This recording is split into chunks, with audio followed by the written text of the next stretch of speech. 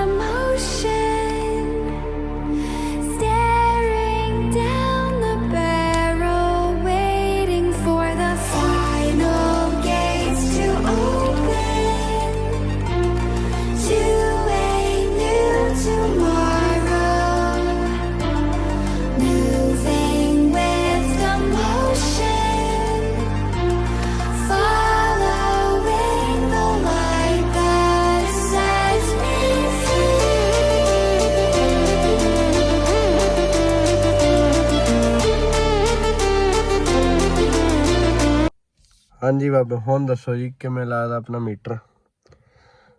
हुण शूट करन लग्या, ठीक है जी। ते आपां तुहानूं फंक्शनिंग दिखा दिंदे आ जी। पहलां तां पार्किंग लाइट ऑन करन ते पार्किंग ऑन होऊगी।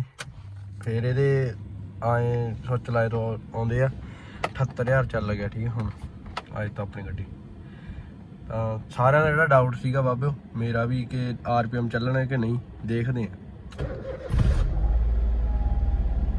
चलते हैं जी RPM।